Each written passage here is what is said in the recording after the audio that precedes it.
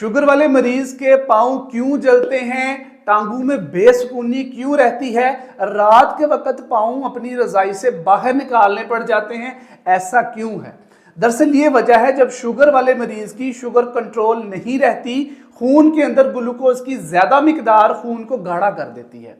और जब खून गाढ़ा होता है तो इसकी तरसीलात जिस्म के बिल्कुल एंड वाले हिस्सों तक बहुत आहिस्ता आहिस्ता पहुंचती है, जैसे कि पांव और हाथ, ये दोनों हिस्से मुतासर होना सबसे ज्यादा कॉमन है। इस मसले को हम साइंटिफिक लैंग्वेज के अंदर पेरिफेरल न्यूरोपैथी कहते हैं। दरअसल ऐसा होता क्यों है? जब ग्लूकोज खून के अंदर ज्यादा मिकदार में रहता है, यानी शुगर कंट्रोल नहीं रहती, तो ये खून को गाढ़ा कर देती है।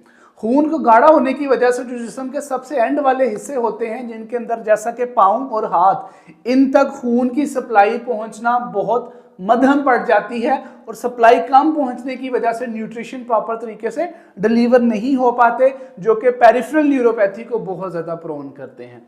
दूसरी बड़ी रीजन ये है कि ग्लूकोज इटसेल्फ जब बहुत ज्यादा मिकदार में खून की नालियों के अंदर घूमता रहता है तो ये डायरेक्टली तौर पर नर्व्स को डैमेज कर देता है। अब नर्व्स का काम होता है हमारे जिस्म से सिग्नल को ब्रेन की तरफ लेके जाना और ब्रेन से सिग्नल जिस्म की तरफ लेके आना। जब ये नसें डैमेज हो जाती हैं तो ये सिग्नलिंग पाथवे जो है ये हैम्पर हो जाता है और मरीज को बेसुकूनी पैदा करना शुरू कर देता है, जिसकी वजह से अमूमन रात के वक्त जो पाँव की तलियां हैं वो जलेंगी, टांगों में बेसुकूनी सी रहेगी और नींद भी मुतासर हो जाएगी। मजीद इस तरह के मेडिकल हकाइक जानने के लिए, समझने के लिए जुड़े रहें हमारे साथ और जिंदगी जिए सेहत के साथ।